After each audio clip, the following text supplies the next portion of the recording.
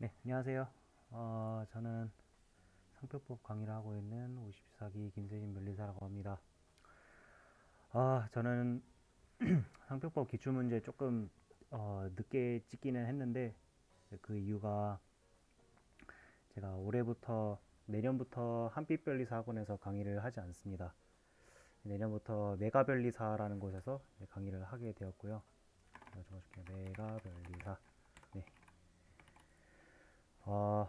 뭐 한빛에서 조금 이렇게 뭐 이렇게 해설 강의와 관련해서 뭐 다른 이제 정책을 또 가지고 있었고, 뭐 저도 좀 해설을 빨리 올리고 싶었는데 뭐 한빛과도 조금 의견 충돌이 있었고, 그리고 이제 메가스터디로 옮기게 된 후부터도 메가스터디의 정책을 좀 따라야 되니까 좀 허락을 받느라 조금 시간을 시간이 조금 지체했던 것 같습니다. 그래서 원래 작년처럼 시험 보자마자 바로 찍어서 여러분들께 좀 보여드리려고 했는데 어쩌다 보니까 시험 거의 막바지에 제가 발표 끝나기 직전에 제가 이렇게 해설을 올려드리게 됐네요. 네, 그래서 한번 시작을 해보도록 하겠습니다. 문제 1번 같은 경우는 뭐 안에 사실관계까지 제가 뭐 다 여러분들 다 아실 테니까 뭐 그건 생략하고 넘어가고, 뭐 결론적으로 말씀드리면은 사례 중심형 문제인 척 하는데 1-1번 같은 경우는 거의 단문형 문제죠. 단문형 문제. 그래서 1-1번 같은 경우는 그 사용주의와 관련된 단문이죠. 그거는 제가 강조를 좀 많이 했습니다. 사용주의는 항상 작년에, 올해보다는 사실 작년에 조금 이슈가 되었기 때문에 이 부분은 사실 뭐 작년부터 준비하신 분들이라면 대부분 다 잘 쓰셨을 거라고 생각을 해요. 네, 그래서 1번 보시면은 뭐 사례랑 1-1번하고는 좀 관련이 크게 없습니다. 그래서 보시면은 1번 문제 보시면은 첫 번째 상표법 2조 1항 1호에서의 사용과 3조에서의 사용에 대해서 설명하시오라고 되어 있습니다. 2조 1항 1호에는 그 상표의 정의를 얘기를 하고 있죠. 그래서 타인의 상품과 자신의 상품을 식별하기 위하여 사용하는 표장에서 그 사용을 어떻게 해석하느냐. 이건 이제 기본 거의 기초 지식이죠. 이건 거의 2조 1항 1호에서 사용은 2조 1항 11호 및 2조 2항에 따른 사용으로 해석을 하고요. 2조 1항 11호는 표시행위, 유통행위, 광고행위. 그 다음에 2조 2항은 2016년에 신설된 그 조문으로서 뭐 두 가지가 있죠. 그 두 가지 다 써주시고 좀 더 차별화되기 위해서는 그 신설 배경까지 언급을 해주시면 좋을 것 같습니다. 그리고 뭐 표시행위와 관련해서는 뭐 소니 판례도 뭐 쓸 수는 있겠지만 뭐 5점짜리인 걸 감안을 해서 이 정도만 쓰시면 될 것 같고요.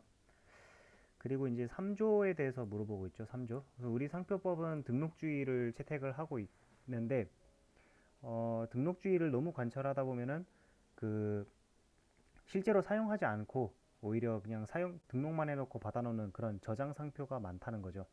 그래서 우리 상표법은 사용주의를 가미하기 위해서 이 3조라는 규정을 두고 이 3조를 등록요건으로 2012년부터 두었습니다. 그래서 3조에 대해서 설명을 하라는 내용이었고, 의 취지, 뭐 심사 기준, 뭐 판단 방법 이런 것들 다 암기를 잘 하고 계셨을 거라고 생각을 해요. 네, 그거 5점 정도로 쓰시면 될 것 같고, 그 다음에 양가로 1번에 반가로 2번 보시면은 사용에 관한 규정에 대해서 모두 논하시오라고 되어 있습니다. 근데 여기서 이제 여러분들 출제자의 의도를 좀 잘 보셔야 돼요. 출제자의 의도를 잘 보셔야 되는데 과연 요 사용이라는 게 이 상표법에서 말하는 상표법에서 사용자가 들어간 모든 제도를 다 논해야 될까요? 그러진 않습니다. 여기 보시면 상표의 사용에 관한 규정이라고 돼 있고 지금 1번 문제랑 지금 엮고 있죠. 지금 보시면은 3조의 사용을 얘기를 하고 있고 이 3조의 사용을 제외한 뭐 사용을 이제 묻고 있습니다. 그렇기 때문에 사실 사용이라는 것 들어가는 모든 조문을 논하는 것보다는 사실 이제 출제자의 의도는 그 사용주의를 조금 더 이제 물어보고 있다라고 볼 수가 있습니다. 사용주의. 그래서 3조를 뭐 독립적으로 물어본 점, 뭐 이렇게 나열한 것보다 사용주의 가미를 의도로 보인다. 뭐 이렇게 제가 적었고요. 사용주의적 요소 가미함 그 제도, 뭐 제가 두 문자로 땄을 겁니다. 3, 4주 선선 불법 출신. 아마 제 수업 들으신 분들은 뭐 보셨을 텐데, 여기서 강하게 관련된 규정은 사주, 선, 불 이렇게 네 가지로 쓰시면 될 것 같고, 3조는 빼라 그랬으니까 요거 빼고. 그래서 답안지를 한번 보시면은 양가로 1번에 방가로 1번은 뭐 아마 다 잘 쓰셨을 거예요. 뭐 2조랑 11호 이것 따라 해석하고 표, 유, 광 다 쓰고 2016년 6월 개정법 들어가시면 될 것 같고, 네, 다원화된 침해 행위와 사용 행위를 유형하기 위해, 뭐 이거는 이제 뭐 다른 방식으로 써도 되죠. 뭐 죄형 법정주의 얘기 쓰셔도 되고요. 그 다음에 3조 사용 같은 경우는 의치지 판단 방법, 이 판단 방법 쓰시면 좋다고 제가 말씀을 드렸습니다. 요 판례 쓰시면 좋을 것 같고, 심사 기준은 합리적 의심 꼭 들어가셔야 되고 5가지, 네, 이렇게 쓰시면 될 것 같습니다. 그리고 2012년 개정법에 따라서 거절 이유 무효사유다, 이것까지 쓰시면 될 것 같고, 양가로 1번에 방가로 2번 같은 경우는 등록주의 원칙이다. 그 다음에 뭐 사용주의적 요소를 가미한다. 뭐 이 내용을 조금 도입부에 적어주시고, 아까 사주, 선선, 불법 출신 이렇게 이제 썼다고 말씀을 드렸죠. 그래서 사식치, 주지상표 보호규정, 선사용권, 불사용 취소 심판제도, 이 네 가지는 중요한 그 규정이라고 제가 말씀을 드렸죠. 사용주의적 규정으로서 뭐 의입하고 판단 방법까지 써주시면 돼요. 그래서 요 판례 보시면은 독점주의지만 독점 사유에 서 대제를 뭐 부여하는 것이 뭐 독점하는 거기 때문에 사용주의를 가미를 하더라도 엄격하게 해석 적용해야 된다.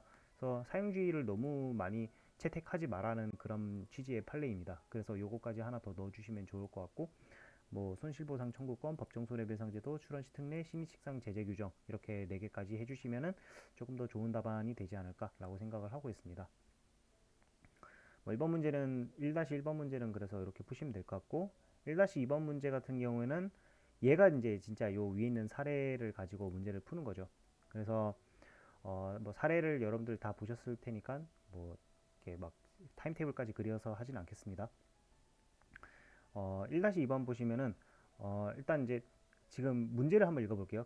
상기 갑이 새로운 상표는 뭐 이때부터 출원해서 등록이 되었지만 유행성 독감으로 이 샤넬 도형은 사용하지 못하고 웹문으로만 된 상표를 사용하였다 라고 돼 있고, 을이라는 사람이 갑이 상표로 등록한 이 샤넬 도형을 상표로 사용하려고 한다. 그러니까 결국에는, 그러니까 을이 취할 수 있는 조치인데 결국에는 을이라는 사람이 상표로서 사용하려고 하는 거잖아요. 그렇기 때문에 사용을 하려면은 그냥 사용하게 된다고 하면은 어떤 문제가 있을지를 먼저 생각을 해보면은 뭐 당연히 이제 침해 당하겠죠. 그렇기 때문에 당연히 갑의 상표를 소멸시켜야 됩니다.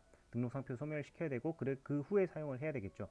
그래서 이제 상표권 소멸 사유를 이제 여러분들께서 찾으시면 되는데, 무효 사유는 아마 찾아보시면 없을 거예요. 뭐 주선 신상기 아마 제가 수업 들으신 분들은 다 뭔지 아시겠지만 없을 겁니다. 그리고 취소 사유 119조 1항 3호 써주시면 되는데, 지금 갑이라는 사람이 유행성 독감 때문에 지금 사용을 못하고 있잖아요. 이 샤넬을요. 그렇기 때문에 불사용에 대한 정당한 이유가 없을 것이라는 이제 쟁점 안에서 이 유행성 독감이 정당한 이유에 해당하느냐, 그것까지 써주시면 좋을 것 같은데요.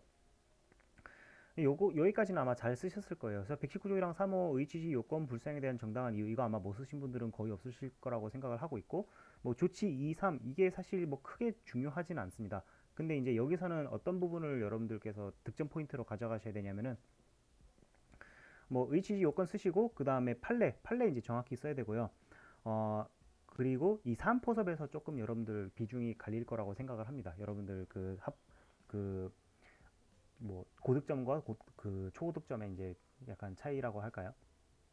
판례부터 한번 보시면은 이 정당한 이유는 여러분들 제가 이렇게 뭐 답안지 이렇게 쓰는 거 이렇게 보고 뭐 질문 받아 보면요, 이런 거에 자꾸 뭐 이렇게 집착하시더라고요. 뭐 질병, 뭐 천재지변 뭐 이런 걸로 자꾸 하시는데, 사실 이제 요 판례는 이제 두 가지를 얘기를 하고 있죠. 두 가지 정당한 이유를 두 가지를 얘기를 하고 있는데, 첫 번째는 불가항력에 의해서 영업을 할 수 없는 경우, 이게 케이스 1번이고, 두 번째 상표권자 귀책 사유로 인하지 아니한 상표 불사용의 경우, 이게 이제 2죠. 이게 케이스 2죠. 그래서 요게 케이스 1이고 요게 케이스 2고 케이스 1의 예시가 질병 천재기변이고 케이스 2의 예시가 법률에 의한 규제예요. 네. 그래서 키워드는 여기 있는 겁니다. 자꾸 질병 천재 뭐 이런 거 자꾸 쓰시는데 뭐 법률 이런 거 쓰시는데 그거보다 요게 더 키워드입니다. 그래서 이렇게 두 개를 쓰시고 그리고 문구를 잘 보시면은 지금 뿐만 아니라라고 돼 있잖아요. 네. 그래서 이것도 포함한다 이렇게 얘기를 하고 있잖아요. 그렇기 때문에 두 개 다 해당이 안 돼, 두 개 다 해당이 그러니까 두 개 중에서 하나만 해당이 되면은 정당한 이유에 해당이 되죠. 근데 정당한 이유가 안 되려고 하면은 두 개 다 엔드 조건으로 묶여 있어야 된다는 겁니다.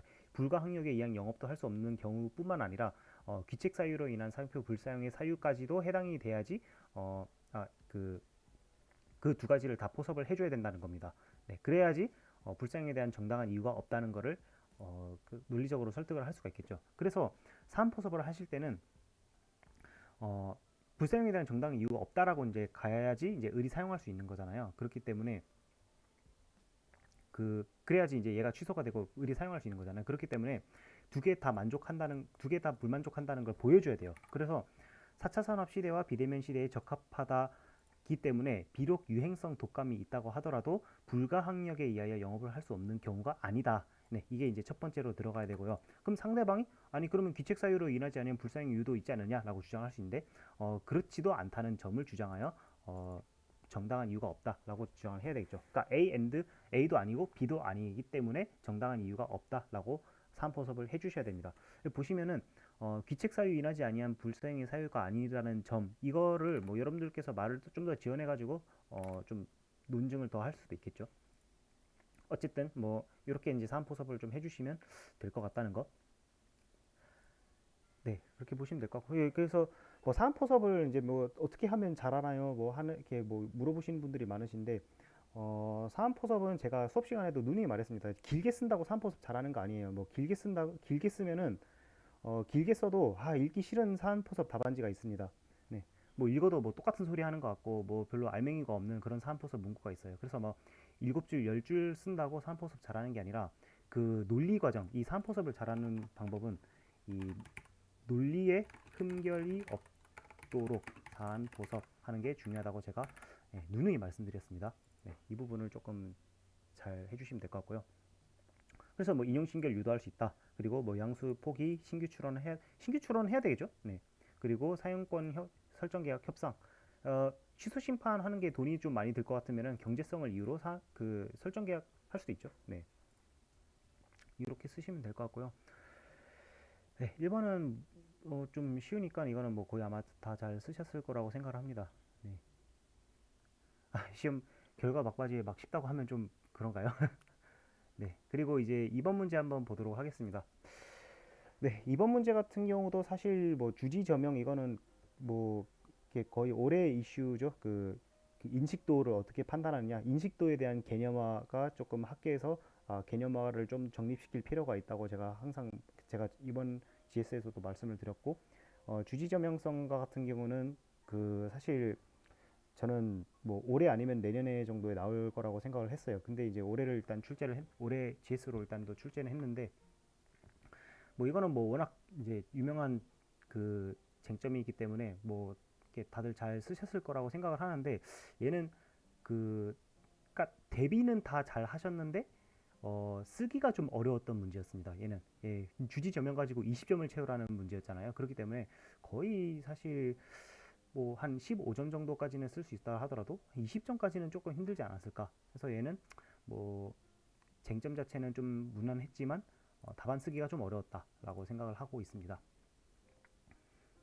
네, 여기서 보시면은 뭐 사실관계도 이렇게 쭉 나와 있지만 사실 문제에서는 사실관계를 이용하는 게 별로 없죠. 그리고 1번 문제랑 2번 문제를 잘 보시면은 1번 문제랑 2번 문제의 차이점이 도대체 뭐지? 라고 생각을 할 수가 있습니다. 그래서 어떤 부분에서 1번 문제를 써야 되고 어떤 법리를 2번에다가 써야 되고 이게 좀 헷갈릴 수가 있는데 사실관계를 주어졌는데 1, 2번 둘 다 단문형 문제 같아요. 네, 그럴 때는 출제자가 이제 주어진 문구를 좀 잘 보셔야 됩니다. 그래서 보시면은 여기서 을이 주장하는 이라고 돼 있잖아요. 이런 말이 들어가 있다는 것 자체가 일단 문제에 있는 사실관계를 좀 활용해라라는 뜻이고요. 2번 같은 경우에는 그냥 판례를 들어 설명하시오 라고 돼 있잖아요. 뭐 판단 기준에 대해서. 얘는 아예 그냥 생 법리를 물어보고 있는 경우입니다. 그렇기 때문에 1번 문제에서 좀 사실관계랑 엮어가지고 써야 되고, 2번 문제 같은 경우는 조금 단문 형식으로 이제 쓰는 게 조금 더 좋습니다. 그래서 2번 문제를 보시면은 이렇게 코멘트 읽어보시면 되고요. 설문 1번에서 의리 주장하는 이라고 들어가 있기 때문에 사례 실관계의 관련성과 같이 언급을 하는데, 이 문제 출제자의 의도는 제가 봤을 때는 주지 저명, 이렇게 막 지금 보시면은 어, 여기 보시면은 지금 의리라는 사람이 자신이 사용하고 있는 글로벌 전자가 가외 글로벌 상해보다 해외는 물론 국내에서도 주지 저명하고 있다라고 주장한다라고 돼 있잖아요. 상표법에서 말하는 주지 저명성의 개념을 가지고 의뢰 주장을 조금 더 상표법의 입장에서, 상표법의 법리의 입장에서 서술하라는 겁니다. 그렇기 때문에 당연히 상표법상 개념, 주지가 무엇이고 저명이 무엇이고 강학상 개념에 대해서 언급을 해야 되겠고요. 그리고 이 강압상 개념을 가지고 의리 지금 주지 저명하라고 얘기를 하고 있는데, 이거를 상표법으로 풀어서 어떻게 해석이 되느냐, 이걸 지금 물어보는 게 1번 문제라고 보시면 됩니다. 네, 이따가 나중에 그 답안지 한번 같이 볼게요. 그리고 2번은 주지상표와 저명상표의 기준에 대해서 관련 규정 그리고 판례에서 이렇게 이제 세 가지로 물어봤습니다. 그래서 기준에 대해서 규정 판례, 그렇기 때문에 주지상표, 저명상표의 기준에 대해서 이제 설명을 하는데, 그거를 관련 규정과 판례를 같이 함께 설명을 해야 되겠죠. 그래서 기준을 설명하는 문제에서는 뭐 주체적, 지역적 이 내용까지 들어가시면 좋을 것 같습니다. 그래서 문제 1번 보시면은 그 주지 저명성에 대한 의미, 뭐 주지 이거는 뭐 다들 다 잘 외우셨을 거예요. 이거는 뭐 거의 모르시는 분들이 별로 없을 거라고 생각하는데, 이건 뭐 워낙 이제 올해 이제 뜨는 쟁점이었기 때문에 이거는 좀 이 정도만 잘 쓰셔도 사실 크게 뭐 감점받는 데는 문제 없을 겁니다. 근데 이제 사안포섭을 좀 잘 해야 되겠죠. 보시면은 뭐 갑과 달리 을은 2010년 5월부터 상표를 비롯해서 11년간 사용 기간, 이거 되게 중요하다고 그랬죠. 저는 사용 기간을 인식도의 판단함에 있어서 사용 기간이 굉장히 중요하다고 제가 말씀을 많이 드렸습니다. 11년간 사용했다 이런 거 좀 넣어주시면 될 것 같고, 그리고 국내를 넘어 해외 신문, TV, 인터넷 매체 사용 방법도 굉장히 중요하죠. 사용 기간, 사용 방법 이런 거 중요하기 때문에 사안포섭에서 꼭 이제 녹여서 해주시면 될 것 같고요. 1번 같은 경우는 이제 그 이제 주지 얘기를 이제 주지의 판단 기준 가지고 좀 얘기를 했고요. 그다음에 2번에서 보시면은 그렇기 때문에 이제 개념이랑 좀 엮어서 사안포섭을 한 겁니다. 이종 상품, 이종 영업에 걸친 일반 수요자들 대다수에게 의뢰 출처 표시로서 인식되고 있다. 네, 이렇게 적어주시면 되겠죠. 그래서 주지저명하다 이 말을 상표법으로 어떻게 풀어서 그 주지저명하다라고 주장하는 그 내면에 포함된 함축적인 의미가 무엇이냐를 물어보는 것이 1번입니다. 그걸 이제 개념 가지고 설명을 해야 되고요. 네. 그래서 보통 이제 요거까지는 잘 쓰셨는데 요거에서 조금 힘들었다 정도로 보시면 될 것 같고요. 이번 문제 같은 경우는 이게 그 관련 규정을 얘기를 하라고 했으니까, 이 주지라는 용어가 사실 상표법에 없습니다. 그래서 주지라고 표현하기보다는 그 사실 이제 다른 표현으로 이제 쓰고 있죠. 그래서 3, 4조이랑 9호, 그 다음에 3, 4조이랑 11호, 네, 이런 여기서 다른 표현으로 쓰고 있잖아요. 그렇기 때문에 그걸 가지고 좀 얘기를 해주시면 됩니다. 그래서 3, 4조이랑 이 규정이라는 것은 사실 이 상표법에 이 주지와 관련된 규정이 3, 4조이랑 9호밖에 없어요. 뭐 다른 것도 있을 수 있겠지만 그거는 이제 상표법에 직접적으로 나와 있는 게 아니기 때문에 3, 4조이랑 9호 정도 적어주시면 될 것 같고, 여기서 이제 의치지 여기서 기준적으로 그랬으니까 주체적, 시기적, 지역적 기준 써주시면 될 것 같고요. 그리고 저명상표와 관련해서는 3, 4조랑 11호 써주시면 될 것 같고, 그 다음에 뭐 주시지 써주시면 될 것 같고, 마지막으로 주시 저명성에 대한 판단 기준, 이거는 워낙 유명한 판례니까 이거는 다 암기를 하셨을 거라고 생각을 합니다. 이렇게 이제 적어주시면 될 것 같습니다. 그래서 규정, 판례 이렇게 나눠서 써주시면 될 것 같습니다. 뭐 또 기타 관련 규정 뭐 좀 제가 더 적어놓은 것도 있는데, 3, 4조랑 13호 뭐 희석화의 내용도 있고, 구원의지 13호도 있고, 99조 1항에서는 뭐 사실 이제 주지 저명하고는 관련이 없지만 99조 1항도 적용할 수도 있겠다, 뭐 정도 적어주시면 좋을 것 같습니다. 네, 그래서 이번 문제 같은 경우는 조금 그 뭐 쟁점 자체는 워낙 이제 올해 핫 이슈였으니까 뭐 다들 다 예상은 하고 있으셨겠지만 답안지 쓰기가 좀 어려웠던 문제였다라고 보시면 될 것 같고요. 네, 3번. 네, 그 말 많은 3번이죠. 네. 3번 같은 경우는 어, 판례 하나를 조금 따서 출제를 한 거예요. 사실 그 거기 이제 판례 사실관계를 조금 그대로까지는 아니지만 갖고 오기는 했지만 조금 문제를 다각화해서 좀 물어보는 그런 문제였습니다. 그래서 판례 중심형 문제라고 좀 하지만 약간 사례 중심형 문제가 좀 가미된 문제라고 보시면 될 것 같습니다. 그래서 답안지는 그 일반론 쟁점 사안이라는 전형적인 답안 쓰기 유형으로 접근을 하시면 될 것 같고요. 네, 각 이제 쟁점마다 사안 포섭이 이제 다 그 출제자가 숨겨놨습니다. 그렇기 때문에 이걸 다 복사 붙여넣기를 하거나 아니면 이걸 좀 활용을 해가지고 답안지를 쓰시면 될 것 같고요. 그래서 1번 문제 보시면은 그 뭐 사실관계는 뭐 이렇게 보시면 될 것 같고요. 119조 1항 2호의 상표 등록 취소 심판을 청구하였다. 이 심판의 결론에 대해서 논하시오라고 되어 있습니다. 그렇기 때문에 119조 1항 2호의 의치지 요건 사안 포섭이 들어가야 되겠고요. 그리고 119조 1항 2호 요건에서 그 유사하게 동일 또는 유사하게 사용하였다라는 거 관련해서 요 지금 크로코다일 요 초록색 문구 있죠. 네, 보시면은 지금 얘는 보시면은 문자 부분은 크로코다일이라는 문자 부분은 의류 신발 가방 색깔과 동일하거나 매우 유사한 색으로 구성하고 하여 악어 도형 부분 대비되는 색깔로 구성하여 문자 부분에 비하여 두드러지도록 사용을 하다가 뭐 이렇게 이렇게 사용했으면 됐지. 이렇게 사용했으면 됐지. 왜 굳이 문자는 이렇게 좀 숨겨놓고 얘를 두드러지게 표현을 하느냐. 네, 이렇게 굳이 괜히 이렇게 사용을 해서 지금 대상상표 병과의 관계에서 출처운동 염려가 있지 않느냐. 네, 그걸 가지고 사포섭을 해주시면 됩니다. 뭐 판례 문구 있죠. 뭐 동일 그대로 사용한 경우보다 그 변형해서 사용했기 때문에 출처 운동 우려가 더 커졌다. 뭐 이런 문구 있잖아요. 그거 이제 써가지고 적어주시면 될 것 같고, 출처 혼동 대상상표의 관계에서 출처 혼동 관련해서 지금 파란색 문구가 있기 때문에 이 대상상표 적격 얘기를 한번 언급해 주시고 넘어가셔야 됩니다. 그래서 주지 전면까지는 필요 없지만 특출인 정도는 돼야 된다라는 뭐 판례 문구 여기 들어가시면 될 것 같고, 출처 혼동 대상상표의 관계에서 출처 혼동 뭐 이런 얘기를 써주시면 되겠죠. 무슨 뭐 악어 도형이 뭐 구성 모티브가 어떻게 돼 있고 그 다음에 이 글자 부분은 이제 배경색이랑 뭐 약간 섞어가지고 이제 없어 그 잘 안 보이고 뭐 이런 얘기를 써주시면 되겠죠. 이것도 판례가 있습니다. 그래서 이것도 아마 제가 GS에서는 제가 두 문자까지 따드렸는데 변근 왜 갑자기 두 문자가 기억이 왜 갑자기 제가 하는지 변유태간 실알 네 그거 써주시고 그 다음에 상당한 주의 관련해서는 이 브랜드 교부하고 그 다음에 주의사항만 했고 그 다음에 가끔은 가서 찾아봤다. 네, 이 말 좀 정도 가지고 적어주시면 될 것 같고 이거 2020년 6월부터 사용을 중단했다와 관련해서는 조금 이따가 설명드릴게요. 네, 그래서 일반론 쓰시고 그 다음에 유사상표 판례 이제 쓰시고 그 다음에 3포선만 위주로만 볼게요.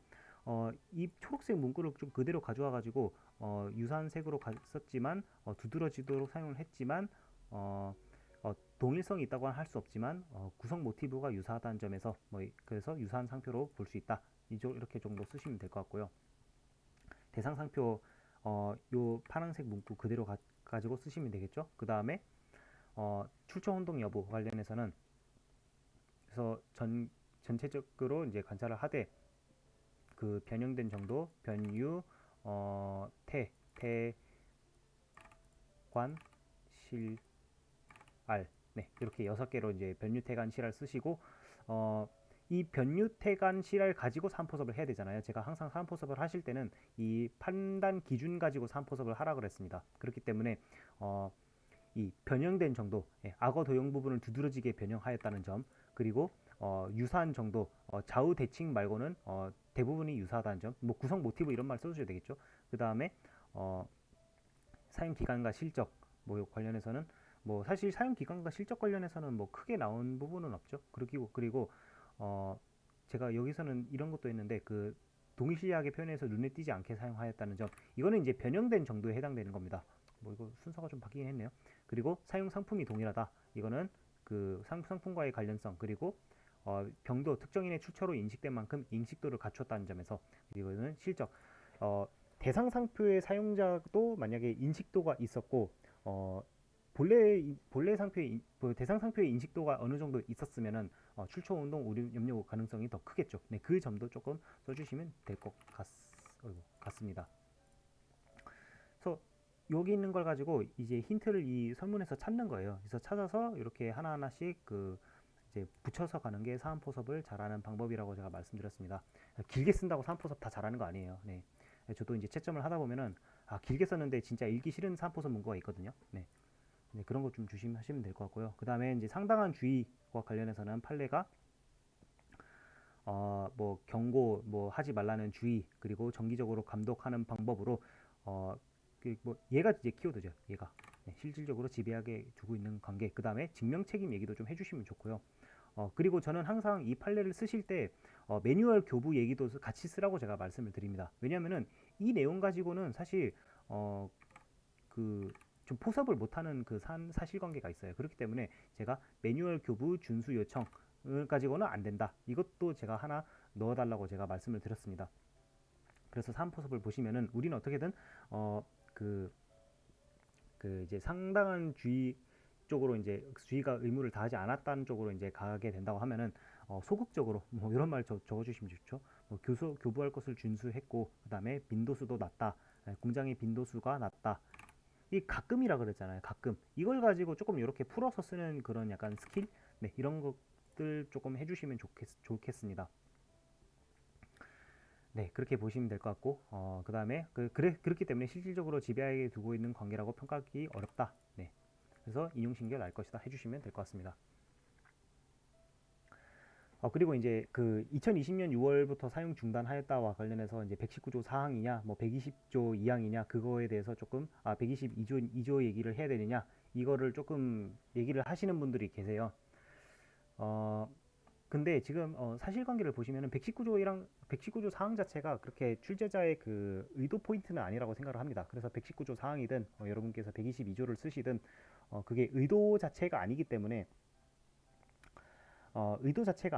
사실 뭐 길게 쓰든 짧게 쓰든 아마 채점자는 그냥 뭐 썼구나 하고 그냥 넘어갈 가능성이 커요. 근데 이제 어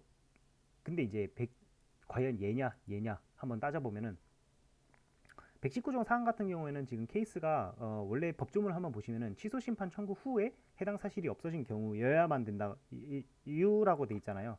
그렇기 때문에 심판 청구가 일어나고 나서 취소 사유가 소멸 되는 경우에도 이 심판 청구에는 영향이 없다라는 겁니다. 네, 그렇기 때문에 이 선후 관계가 이제 바뀐다고 보시면 되겠죠. 근데 지금 보시면은 문제 3의 사실관계를 보시면은 지금 일단 사용을 중단했어요. 그리고 나서 취소 심판을 청구를 한 겁니다. 이와 같은 상황에서라고 되어 있습니다. 네, 그렇기 때문에 이제 중단하고 그 다음에 취소 심판 이제 청구를 했기 때문에 사실 이제 사실관계가 뒤바뀌어 있는 거죠. 그래서 사실 119조 사항이 저는 아니라고 일단 생각을 했습니다. 뭐 이게 맞든 아니든 간에 채점자가 그렇게 크게 눈대중을 들 것 같지는 않고요. 네. 이 2020년 6월 사용 중단은 이 판례 사실관계이기 때문에 그냥 가지고 온 것 같습니다. 네, 그리고 이제 122조 2항이 쟁점이냐, 이제 이렇게 뒤바뀐 사실관계에서 보시면은 취소 사유 소멸하고 나서 심판 청구를 했는데 제척 기간에 해당되느냐, 3년 이내에 심판 청구를 했기 때문에 제척 기간은 준수했다. 그래서 문제 없다. 뭐 요거는 이제 들어갈 수는 있어요. 네.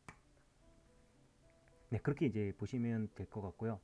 근데 또 이것도 사실 중단했다. 이와 같은 상황에서라는 말이 들어갔다고 해서 이 중단 사실과 취소 심판 사실의 선후 관계가 확정되느냐? 사실 이제 문맥상으로는 좀 그렇지만 사실 엄격하게 말하면은 이제 그냥 뭐 취소 심판을 청구를 해놓고 이와 같은 상황에서 취소 심판을 청구를 했는데 2020년 6월에 사용 중단했다. 뭐 이렇게 해석될 수도 있잖아요. 그렇기 때문에 뭐 사실 뭐 이 중에서 어느 걸 쓰셔도 뭐 크게 뭐 배점에 약간 영향은 없을 거라고 저는 생각을 합니다. 네, 그렇게 해서 1번 문제는 아까 이렇게 이제 답안을 쓰시면 될 것 같고요. 2번 문제 한번 보시면은 이거는 워낙 이제 출제자 의도가 명백하죠. 전용 사용권 설정해서 총책임 권한을 부여했고 전용사용권 등록 원부에 등록하지 않았기, 굳이 등록 원부 이런 말을 쓰고 효력이 발생하지 아니하여 이런 말을 쓰고 현행법이란 말까지 썼습니다. 이 정도면 이제 대충 좀 이게 출제자의 의도를 알아들어야죠. 네, 그래서 전용사용권 권리의 변동 쓰시고 100조 1항 쓰시고 그 다음에 2012년 시행개정법에서 뭐 제3자 보호 예견 가능성 이런 것 때문에 대항 요건으로 개정했다. 그리고 사안포섭 해주시면 될 것 같습니다. 이거는 너무 쉬워서 그냥 여러분들 이렇게 그냥 답안지만 좀 보여드리고 다음 문제로 넘어가도록 하겠습니다. 네, 문제 3번 보시면은 이거는 좀 그 참 문제가 많은 문제죠. 얘는 사실 제가 생각하기에도 문제가 오류라고 생각을 하고요. 사실 여러분들은 이 을이 보조 참가했다는 사실만을 가지고 이제 오류라고 생각을 하지만 저는 오류가 하나 더 있다고 생각을 합니다. 네, 그거는 이제 조금 이따가 말씀을 드릴게요. 문제 3번 일단 읽어볼게요. 정은 을과 경쟁관계 있는 의료업계 종사자로 을의 위와 같은 사용행위를 근거로 전용사용권의 등록 심판을 청구하였다. 을은 이 심판의 보조 참가인으로 참가하여 갑의 자신의 상표 사용행위에 대해서 상당한 주의를 하지 않았으며 그리고 중단하였음을 주장했다. 그 다음에 기각신결을 구하고 있다. 자, 그럼 여기서 여러분들께서 잘 보셔야 되는 것은 이런 문제들 있잖아요. 이런 문제. 제가 이제 갑자기 또 수업이 되는 것 같은데 주장과 함께 결론을 물어보는 문제는요. 이 주장을 되게 잘 보셔야 됩니다. 이 주장이 곧 쟁점이기 때문이에요. 네. 그래서 이 쟁점이긴 쟁점인데 출제자가 의도하는 쟁점이 이 주장 안에 들어가 있는 겁니다. 그렇기 때문에 여러분들께서 이 뭘 주장했다라는 거는 정말 유심히 잘 보셔야 돼요. 이거는 제가 뭐 항상 말씀을 드리는 부분이긴 한데 지금 보시면은 주장 사실이 두 가지가 있습니다. 지금 을이 한 보조 참가가 적법했다고 치면요. 이거는 이슈가 있으니까요. 치면은 상당한 주의를 하지 않았으며 라는 첫 번째 주장이 있고요. 그 다음에 두 번째 주장은 사용을 중단했기 때문에 기각되어야 한다라는 주장이 두 개가 들어가 있습니다. 네. 그래서 제가 주장사항을 갑에 상당한 주의를 하지 않았다. 그 다음에 2020년 6월부터 사용을 중단하였다. 요 두 개를 가지고 여러분들이 쟁점을 추출하시면 돼요. 네. 그리고 이제 문제 오류와 관련해서는 이제 전용사용권 취소 심판은 이제 피청구인이 전용사용권자이어야 하죠. 그렇기 때문에 을이라는 사람이 피청구인이 될 수 없고 갑이라는 사람이 피청구인이 돼야 되고 오히려 을이라는 사람이 그러니까 을이라는 사람이 이제 이제 다 잘못 말했네요. 을이라는 사람이 피청구인이 돼야 되고 갑이라는 사람이 이제 보조 참가를 해야 되겠죠. 네, 기각신결을 하려면요. 그래서 갑, 을이 좀 뒤바뀌었다라는 걸 좀 보시면 될 것 같고요. 이제 그러면 이제 그리고 나서 이제 볼 건데 네, 이렇게 이제 두 가지를 봤을 때 이 두 가지 주장을 한번 같이 볼게요. 그래서 주장사항 2부터 한번 볼게요. 2020년 6월부터 사용을 중단하였다라고 되어 있습니다. 그래서 이걸 보시기 전에 그 법조문을 한번 잘 볼게요. 법조문을 한번 보시면은 증명 책임 위주로 한번 볼게요. 예. 그러니까 병이라는 사람은 인용신결을 내기 위해서 뭘 입증을 해야 될까요? 요 빨간색을 입증을 해야 되겠죠. 병이라는 사람은 내가 인용신결을 받기 위해서 요 빨간색을 입증을 해야 됩니다. 네. 119조 1항 2호에 해당하면은 취소된다. 근데 119조 2항 2호를 보니까 요런 경우에는 취소된다. 이렇게 돼 있잖아요. 그렇기 때문에 요 빨간 거를 주장하면은 병이 이깁니다. 그쵸? 그리고 갑이라는 사람하고 을이라는 사람이 기각신결을 내기 위해서는 요 파란색을 행변해야 되겠죠. 요거는 항변사항입니다. 항변사항. 그쵸? 그리고 갑이라는 사람이 기각신결을 이끌어내려면은 요 빨간색에 대해서는 당연히 부인을 해야 되겠죠. 네. 그래서 이 관점에서 한번 잘 보시면은 네, 을이라는 사람이 2020년 6월부터 사용을 중단하였다라고 되어 있습니다. 그래서 요 말은 곧 뭘 얘기를 하냐면요. 119조 1항 2호에 해당한 행위를 하지 않았다라는 주장하고 주장하지 않았다라고 부인한 것으로 볼 수가 있습니다. 그렇기 때문에 하지 않았다라고 부인한 것으로 볼 수 있고 그래서 제척기간 얘기가 여기서 나오시면 좋을 것 같고요. 여기서는 이제 122조 2항이죠. 여기 122조 2항이죠. 그래서 이제 요거 이제 얘기 나오시면 될 것 같고 그 다음에 이제 주장사항 1번 보시면은 상당한 주의를 하지 않았다. 예, 상당한 주의에 대해서 얘기를 해봐라라고 얘기를 하는 것 같습니다. 그래서 사실 이제 어쩌면은 이제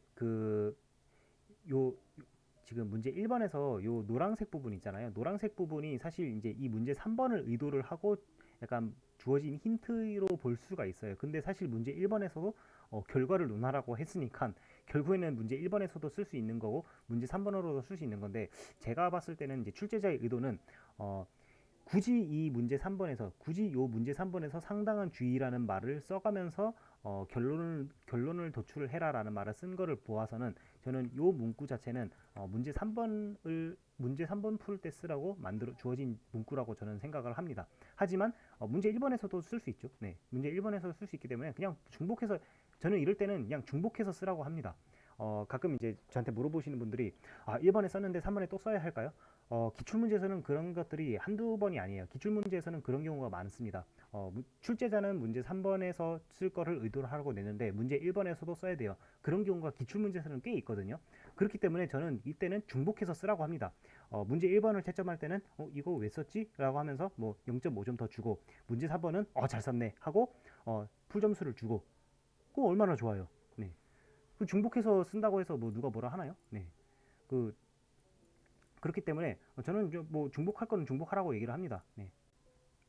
그래서 뭐 아무튼 여기서 이제 상당한 주의라고 얘기를 했고, 뭐 이거는 이제, 근데 여기 이것도 이제 문제 오류긴 한데요. 보시면은 2020년 6월부터 사용을 중단하였다. 이거는 뭐 괜찮아요. 근데 자신의 상표 사용 행위에 대해서 상당한 주의를 하지 않았다. 네. 이거는 을이라는 사람이 말할 게 아니죠. 이거는 병이라는 사람이 얘기를 할 거죠. 결국에는 갑이 상당한 주의를 하지 않았기 때문에 취소가 돼야 되는 건데, 그거는 이제 을한테 불리한 주장이죠. 그렇기 때문에 사실 불리한 주장에 대해서 뭐 자백에 대한 효력 뭐 이런 얘기를 쓸 수도 있지만, 사실 이제 이 문제 3번의 사실관계를 주어진 거로 봤을 때는 문제 3번의 사실관계랑 그리고 요 문제에서 굳이 상당한 주의라는 얘기를 이제 쓴 것으로 보아서는, 저는 이제 뭐 자백 뭐 이런 것도 이런 거겠지만, 저는 이제 상당한 주의 이거를 잘못했다고 저는 생각을 합니다. 그래서 상당한 주의 의미가 이제 쟁점이 될 수가 있겠고요. 그래서 이제 이렇게 해주시면 될 것 같고요. 심판의 적법 여부 122조 2항 써주시면 될 것 같고, 그 다음에 또 제가 뭐 빠뜨린 거 있나요? 그 다음에 이제 하고 이제 상당한 주의 의무, 그리고 이거 증명 책임 얘기를 좀 써주시는 게 좋아요. 왜냐면은 이제 증명 책임 얘기를 여기서 이제 누가 주장했다 이런 얘기가 나와 있잖아요. 그렇기 때문에 증명 책임 얘기를 좀 써주시고, 그리고 이제 판례 같이 쓰시고 그 다음에 사안포섭 해주시면 됩니다. 그래서 상당한 의무 주의하지 않았으므로 익명신결 날 것이다. 뭐 이런 얘기까지 써주시면 좋겠죠. 왜냐면 주장이 두 개였으니까요. 네, 이렇게 해주시면 될 것 같고요. 개인적으로 이제 문제 3번 같은 경우는 좀 이슈가 있는 문제라고 생각을 합니다. 얘는 좀 이의 신청이 받아들여질 가능성도 있을 것 같고요. 일단 이제 갑을 관계가 좀 뒤바뀌었다는 것 자체가 일단 좀 문제고요. 그 다음에 기각 신결을 구하고 있는데 상당한 주의를 하지 않았다라는 것도 이상합니다. 그렇기 때문에 얘는 이제 출제자의 조금 약간 의도도 캐치하기가 좀 어려웠고 좀 이슈가 있는 문제가 아닌가라는 생각을 하고 있습니다. 여러분들 이제 기출 문제를 푸시다 보면은 이렇게 오류 있는 것들이 가끔씩 있어요. 네. 그래서 기출문제에 오류 있는 것들은 여러분들 만약에 이제 문제를 푸시다가 오류를 발견을 했어요. 사실 기출문제에 오류 있는 게 한두 번이 아니에요. 사실 아마 제 수업 들어보시면 아시겠지만 기출문제 오류에 대해서 제가 매년 약간 짚어보는 그런, 작년에는 없었던 것 같은데 재작년까지는 계속 있었습니다. 그래서 기출문제 오류를 발견했을 때 해야 되는 여러분들의 조치 무엇이냐? 일단 여러분들은 그래도 일단 답안지 점수를 확인해요. 점수를 확인하고 손절 여부를 결정합니다. 네. 그 다음에 만약에 점수가 높다 아니면은 점수가 낮다 그러면은 뒤에 있는 문제부터 푼다. 네. 그리고 나서 다시 넘어와서 여기서부터가 중요합니다. 여기서부터 뭘 해야 되냐면 여러분들께서는 일단 여러분들 답안지를 쓰실 때 답안지 구조가 어떻게 됩니까? 일반론, 쟁점, N개의 쟁점, 그 다음에 사안 해결이잖아요. 그쵸? 근데 대부분 점수가 이쪽에 있습니다. 그쵸? 그렇기 때문에 이 출제자가 의도하는 쟁점이 무엇이냐를 생각을 하셔야 됩니다. 네. 이거는 이제 어떻게 파악하냐면요. 요 문제 같은 경우는 파악하기가 쉬워요. 당사자가 뭘 주장했냐가 문제에서 나타나면 그게 쟁점이다 라고 보시면 됩니다. 이거는 출제자가 굳이 왜 당사자가 주장한 거 가지고 문제를 만들었겠어요. 이런 것들은 이걸 쓰라고 만들지 않았을까요? 그렇기 때문에 이게 출제자의 의도하는 쟁점이기 때문에 뭐 결론을 어떻게 가든 간에 일단 출제자의 의도에 맞춰서 답안을 쓰시는 게 가장 안전합니다. 안전. 네, 안전하다. 그리고 이제 두 번째는 일반론을 쓰십니다. 일반론. 네, 일반론을 쓰는데 뭐 일반론은 사실 뭐 답이 인용이든 기각이든 뭐 타당이든 부당이든 간에 일반론은 똑같잖아요. 그렇기 때문에 일반론을 쓰면은 점수를 더 받겠죠. 그 다음에 여러분들이 결론은 찍는다. 네, 이렇게 보시면 됩니다. 네, 기출문제 오류를 발견했을 때 그 여러분들이 해야 되는 이제 자세예요. 여러분들 그 뭐 당연히 이제 문제 오류에 대해서 따져야겠지만 일단 이제 시험장 안에서 여러분들 손들고 따질 수는 없잖아요. 그렇기 때문에 요 프로세스를 제가 따르라고 제가 말씀을 그렇게 드립니다. 보통. 네, 네, 이거 꿀팁, 꿀팁. 네, 제 수업 들으신 분들은 이제 제가 수업 들으신 분들은 아마 제가 이거 얘기를 중간에 한 적이 있을 때 왜냐면 제가 이제 문제 오류를 몇 번 낸 적이 있기 때문에 네, 뭐 이걸 제가 설명을 했는데 예, 그 당시에는 이제 저의 구차한 변명이라고 생각을 할 수도 있겠지만 사실 이제 기출 문제에서도 오류가 한두 번씩 계속 나기 때문에 사실은 뭐 제가 문제 오류 가끔씩 있었던 거에 대해서는 제가 죄송하고 제가 이제 그 좀 이렇게 더 면밀하게 검토를 해서 문제 오류를 최대한 이제 줄이겠다고 제가 메가 스터디도 간 김에 예, 메가 얼굴에 먹칠을 할 수는 없잖아요. 그렇기 때문에 제가 좀 그 검토를 좀 빡세게 할 건데 근데 이제 일단 만약에 이제 기출 문제 오류가 나왔을 때는 이제 이런 식으로 프로세스를 좀 따라가 주시는 게 이제 좋다는 거. 네, 이거 꼭 이제 좀 알아두시면 좋을 것 같습니다. 분명히 내년에도 기출 문제 오류가 있을 수도 있어요. 이거는 어, 오류가 있었던 해가 더 많아요, 원래. 네, 그렇기 때문에 네, 그렇게 보시면 될 것 같습니다. 네, 뭐 기출 문제 오류를 여러분들께서 발견을 못하고 넘어갈 수도 있지만 대부분 잘 보시면 있습니다. 잘 보시면. 네, 그래서 이렇게 가져가자. 네, 보시면 되겠죠? 네, 그래서 이제 문제 3번은 조금 무난한 문제였지만 문제 오류 때문에 여러분들 여기서 약간 발이 묶였을 수도 있다. 그렇기 때문에 그 부분을 좀 현명하게 가져가시면은 문제 3번 손절 잘 하시고 문제 4번으로 넘어갈 수 있었다 해주시면 될 것 같고요. 네, 문제 4번 보도록 하겠습니다. 문제 4번은 이제 사례 중심형 문제죠. 얘는 갑이 의뢰대에서 취할 수 있는 법적 조치. 이거는 이제 너무 많이 풀어보셨죠. 이거 그 권리자가 취할 수 있는 모든 조치를 논하시오. 이거는 뭐 제가 GS에서도 거의 한 10번은 된 것 같아요. 10번까지는 아닌가? 아무튼 뭐 이거는 너무 유명한 뭐 문제이기 때문에 이거는 매년 나옵니다. 매년. 네, 이거는 뭐 제가 더 이상 강조 안 하겠습니다. 뭐 아무튼 이제 타임테이블을 그려보시면은 이런 식으로 나옵니다. 네, 이런 식으로 나오는데 뭐 라벨 인쇄해서 뭐 검문에 부착하고 유통하고 있다 이런 디테일 같은 거 찾아주시면 좋을 것 같고요. 그리고 지금 보시면은 의뢰대에서 취할 수 있는 조치인데 보통 이제 그 권리자가 사용자에 취할 수 있는 조치로는 사용 사실에 대한 조치로서 침해 판단하고 조지는 방안 생각하고 그 다음에 등록 권리에 대해서 얘가 만약에 모방 상표 등록했다면은 그거 없앨 수 있는 방안 찾아야 되겠죠. 근데 얘는 의뢰라는 사람이 지금 등록받아 놓은 사실관계가 없어요. 그렇기 때문에 이 등록 권리에 대하여 요 목차는 싹 다 제외시키고 이 위에 있는 거 위주로 쓰시면 됩니다. 그리고 이렇게 사이에 중간에 껴있는 경우 이렇게 그 출원 등록 사이에 사용이 껴있는 경우는 손보청 사실관계를 제가 고려를 해봐야 된다고 하는데 이 사실관계에서는 사실 손보청이 큰 메인 논점은 아닙니다. 예, 그걸 출제자가 의도한 것 같지는 않고요. 예. 근데 이제 여러분들께서는 조금은 써주셔야죠. 그래서 치매의 성립 여부 해가지고 유상보정 재남 쭉 쓰시고 민사적, 형사적, 기타 이거 그냥 바르시고 그 다음에 여기 보시면은 A랑 B는 동일이 아니잖아요. 유사하긴 하지만 그래서 법정 손해배상 제도는 쓰지 않고 그 다음에 손실보상 청구권 살짝 쓰시면 될 것 같습니다.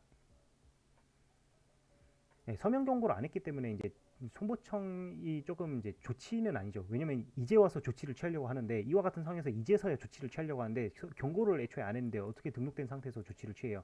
네, 그렇기 때문에 만약에 경고했다면 조치를 취할 수 있다라고 이제 써주시면 될 것 같습니다. 여기서 갑이 일에게 소멸을 한 경우라면 네, 이런 말 좀 들어가시면 좋죠. 네, 이거 네, 출제자가 의도했을지는 잘 모르겠어요. 네. 아무튼 이제 치매 성립 여부 유상 보정 재량 꼭 쭉 검토를 해주시면 되는데 아마 그 요거 빼고는 다 쟁점이 딱히 없었을 거예요. 예, 스킨 로션에 대해서는 사용하고 있지만 티셔츠에 대해서는 비유사 상품이다. 그래서 스킨 로션에 대해서만 치매 성립한다. 이거만 좀 조심하시면 될 것 같고 네, 이렇게 이제 적어주시면 될 것 같습니다.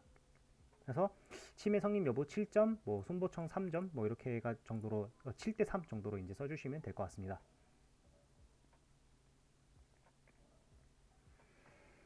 네, 그래서 이제 그 보시면은 그 문제 1번은 이렇게 보시면 될 것 같고요. 이거 좀 이거는 그리고 이제 뭐 라벨 형태로 쓰고 있다. 뭐 치매물을 몰수한다. 뭐 이런 거 쓸 수 있죠. 그다음에 여기 뭐 간접 치매를 주장할 수도 있다. 뭐 이런 거 이제 디테일 같은 거 하나 들어가시면 좋을 것 같고요. 그 다음에 2번 문제 한번 볼게요. 2번 문제 보시면은 상표 읽어볼게요. 상표 A는 지정상품 스킨 토너 로션의 성질을 직감케 하는 표장에 대해서 등록이 쉽지 않았으나 착오로 등록되었다.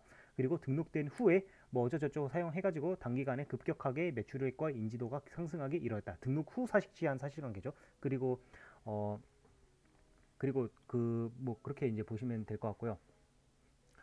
그리고 이제 어, 이렇게 성질 직감 표시인데 차후로 등록됐고 등록 후 사실치를 했다. 이거 거의 그 뉴발란스 사실관계랑 똑같죠. 그 다음에 이제 까만색 보시면은 상표 A는 등록 직전까지는 식별력 없는 상표에 불과하여 그 효력이 제한되는 것을 이유로 비를 확인된 상표 정으로 해서 소극적 권리범위 확인 심판 청구했다. 효력 제한 얘기까지 나왔습니다. 그렇기 때문에 차고 등록이기 때문에 그 여러분들 그 적법성 얘기해 주셔야 되겠죠. 그 무효 사유 명백한 권리 얘기한 권범심. 뉴발란스 판례는 정말 몇 번 나오는지는 잘 모르겠어요. 지금 몇 번째 출제가 됐는지 모르겠습니다. 저는 이거 설명을 할 때 언제 다시 출제할지 모르니까 항상 공부를 해두라고 제가 말씀드리거든요. 작년에도 나왔고 올해도 나왔습니다. 그래서 내년에도 나올 수도 있어요. 그래서 이거는 올해 나왔다고 절대 공부를 소홀히 하시면 안 됩니다. 그렇게 보시면 될 것 같고 뉴발란스 전원합의체 판례 등록 후 사실시한 경우에 유사 판단 시 요구가 되느냐 네 그것까지 이제 좀 적어주시면 될 것 같고요. 그리고 재능교육 판례 등록 후 사실시한 경우에 구성의 효력 제한 이것까지 써주시면 될 것 같습니다.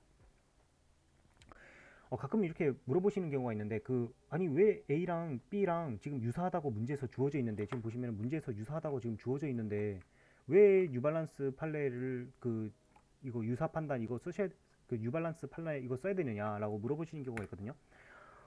여기서 말하는 유사한이라는 것은 그러니까 상표법에서 말하는 그 유사 판단의 유사라고 보시면 어려워요. 왜냐면은 A라는 것 자체가 지금 보시면은 성질 직감 표시이기 때문에 사실은 그 유사 판단시 요구가 될 수가 없잖아요. 그렇기 때문에 A랑 B는 구조적으로는 유사할지 몰라도 식별력이 없기 때문에 상표법 법리에서 말하는 상표법 그 유사 판단으로서는 비유사하다고 보셔야 돼요. 그렇기 때문에 비유사한데 등록 후 사실시한 경우에는 유사 판단을 어떻게 할 거냐 이거 쟁점을 얘기를 하는 겁니다. 그렇기 때문에 유발란스 판례 들어가시면 좋고 그 다음에 효력 제한 얘기 나왔으니까 재능교육 판례 들어가시면 좋고요. 그리고 지금 보시면은 사용하는 게 스킨 토너 로션이잖아요. 그리고 의뢰하는 사람이 지금 사용한 게 지금 뭔가요? 스킨 로션 그리고 티셔츠라고 돼 있죠. 그렇기 때문에 이게 티셔츠가 좀 다르잖아요. 그렇기 때문에 제한적 요부설 논의 써주셔야 됩니다. 그렇기 때문에 해주시면 될 것 같고요. 잠깐만 지금 제가 확인을 했는데 포장 박스 겉면에 부착해서 유통하고 있다. 뭐 여기서 이제 포장 박스 겉면에 부착해서 그 포장 그 내용물에 대한 뭐 출처 표시다 뭐 이런 내용까지 좀 적어주시면 좋을 것 같아요. 네, 그것까지 좀 적어주시면은 좀 더 플러스 왜 이제서야 발견했지? 네, 아무튼 이렇게 해주시면 될 것 같고요. 네, 그래서 이제 스킨 로션에 대해서는 상표 유사 효력 제한 안 됨, 티셔츠에 대해서는 상표 비유사 효력 제한 됨. 그래서 일부 인용, 일부 기각이다 해주시면 될 것 같고요. 간혹 가다가 이제 이런 거 물어보시는 분들이 있어요. 왜 아니 뉴발란스 판례를 보면은 왜 사용한 상품의 하나여 유사 판단 시 요구가 된다. 사용한 상품의 하나여라는 말이 왜 없는데 왜 네 멋대로 제한적 요부서를 끌고 와가지고 왜 이렇게 판단을 하느냐라고 얘기를 하시는 분들이 있어요. 근데 뉴발란스 판례를 잘 보시면은 왜 사용한 상품의 하나여라는 말이 없는지 이유에 대해서 좀 아셔야 됩니다. 사용한 상품의 하나여라는 말이 왜 뉴발란스 판례에는 없었을까요? 뉴발란스 판례 사실관계를 보시면 아시겠지만 애초에 그 뉴발란스 판례는 운동화 하나에 대해서밖에 문제가 안 됐어요. 이 지정 상품이 딱 하나예요, 하나. 그러니까 지정 상품도 하나고 사용 상품도 운동화 하나였어요. 그렇기 때문에 판사가 굳이 지정 상품의 하나라는 말을 넣을 필요가 없는 거예요. 그렇기 때문에 안 넣어진 거지.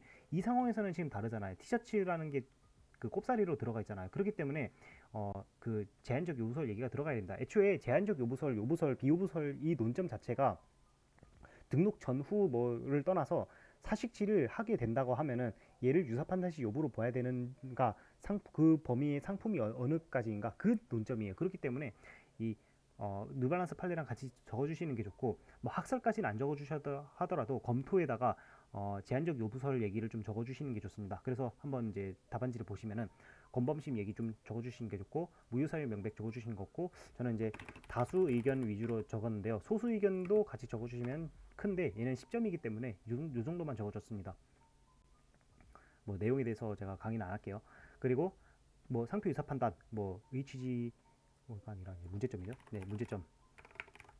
네.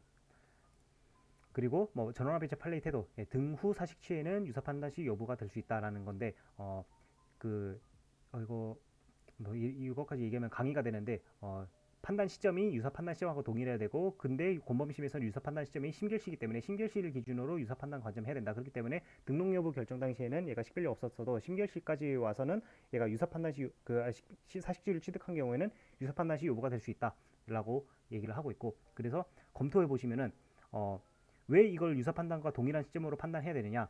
식별이라는 것은 뭐 이런 걸로 달라질 수 있는, 즉 시대의 흐름에 따라서 달라질 수 있는 상대적 유동적인 개념이기 때문에 그 유사 판단할 때 같이 해야 된다라고 얘기를 하는 거죠. 이게 이제 첫 번째 들어가야 되는 논증 포인트고요. 그리고 이제 두 번째 제한적 요부설 얘기를 하라고 제가 말씀드렸잖아요. 사용 상품을 떠나서는 사실시 인정하기 어렵다는 점에서 사용한 상품에 하나여 하는 것이 하는 제한적 요부설이 타당하다. 이거는 판례에 없는 건데 저희가 추가적으로 검토 문구에 덧붙여서 3포섭을 하는 겁니다. 그래서 티셔츠에 대해서는 비유사하다 해주시면 될 것 같고, 효력 제한도 마찬가지예요. 효력 제한도 똑같은 논거를 쓰셔서 제한적 요부설이 타당하다 해주시고, 이것도 이제 기술적 표장이 등후 사식체 쓰면 이렇게 된다. 네. 해주시면 될 것 같습니다. 그래서 얘도 안 된다. 얘는 되는데 얘는 안 된다. 해주시면 될 것 같습니다. 네. 그래서 일부 인용, 일부 기각 해주시면 될 것 같고요. 문제 4번 같은 경우는 사실 워낙 이제 유명한 법적 조치 문제, 이거는 너무 많이 풀어본 거고요. 문제 2번 같은 경우도 뭐 뉴발란스 판례에 대해서 뭐 이 문구만 좀 잘 암기를 하셨다면은 좀 좋은 점수를 잘 받지 않았을까라고 생각을 하고 있습니다. 네, 그래서 이제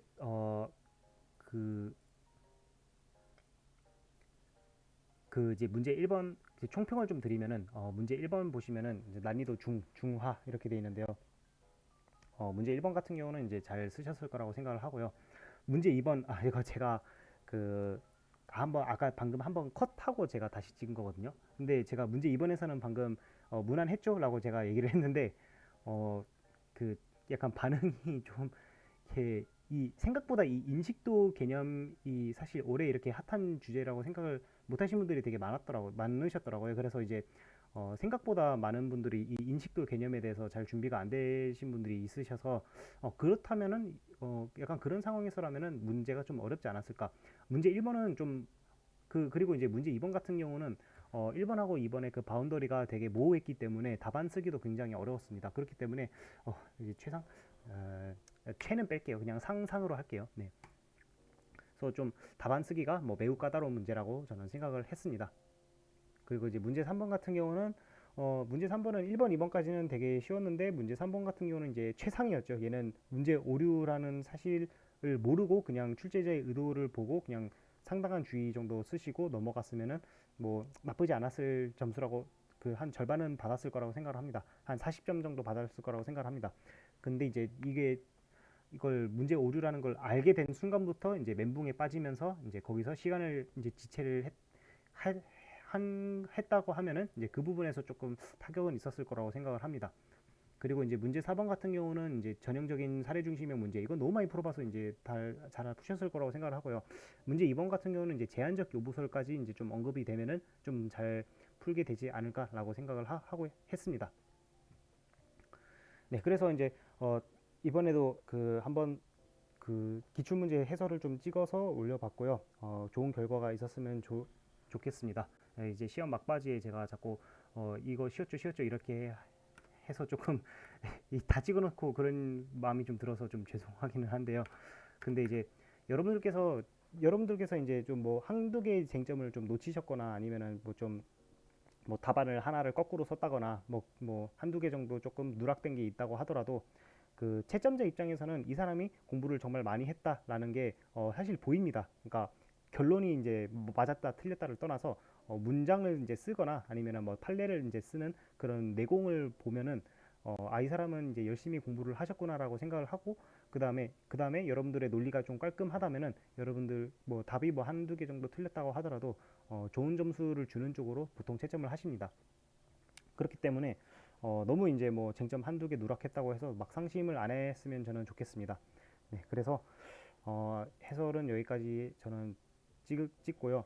어, 저는 이제 그 이제 메가별리사로 이제 저는 이적을 했습니다. 그래서 메가별리사로 이제 이적을 했고 이제 기본 강의랑 이제 사례 강의 저는 이제 GS에서 이제 강의 또 GS도 이제 문제 열 거지만 사실 이제 사례 강의를 조금 더 이제 집중적으로 제가 좀 풀어서 사례 강의를 거의 이제 한 문제 한 40개 정도 50개 정도 되는 그 GS라고 보시면 됩니다. 그래서 저는 좀 사례 강의를 여러분들께 많이 이제 돌려서 제가 원래 제가 돌려서 말을 못 하는데 그냥 사례 강의 좀 많이 들어주셨으면 좋겠습니다. 네, 솔직하게 말할게요. 그냥 사례 강의 제가 열심히 준비를 하고 있으니까 그거 많이 준비를 해줄 그 봐주시면 될 것 같고 뭐 아니죠. 그 올해 꼭 합격을 하셔서 제 강의를 들을 일이 없으셨으면 좋겠습니다. 네, 그래서 이렇게 이제 마무리를 짓고 여러분들 합격을 하시면은 여러분 합격을 하시고 네, 저랑 같이 변리사로 활동을 같이 했으면 좋겠습니다. 그래서 질문사항이 있으시면은 여기 스킨포리스트 gmail.com으로 해주시면 될 것 같고 이제 실제 채점 기준표를 가지고 한 게 아니라 이의 신청 결과로 이걸 사용을 해도 제가 결과는 보장드리기가 좀 어려울 것 같습니다. 아무래도 이제 채점 기준표를 제가 그대로 갖고 온 게 아니기 때문에요. 네. 그리고 이제 뭐 채점 기준표를 사실 뭐 구할 수도 없어요. 이거는 제가 이제 이 바닥에서 제가 강의도 하고 공부도 했지만 채점 기준표를 뭐 어디서 가져와 가지고 내가 이게 했다라고 하지만 사실 그게 어 뭐 긴 말은 안 하겠지만 이제 뭐 그런 걸로 너무 이제 일일비하지 않았으면 좋겠습니다. 네, 그래서 어 이게 유출이 되는 경우가 사실 없고 그냥 뭐 검토위원이 이제 예를 들어서 뭐 이런 게 뭐 쟁점으로 들어간다더라 이 정도 이제가 있을 뿐이기 때문에 네, 이런 식으로 좀 말씀을 드릴게요. 네, 그래서 한 해 동안 수고 많으셨고 네, 좋은 결과가 있으셨으면 좋겠습니다. 네, 저는 여기서 마치도록 하겠습니다. 네, 감사합니다.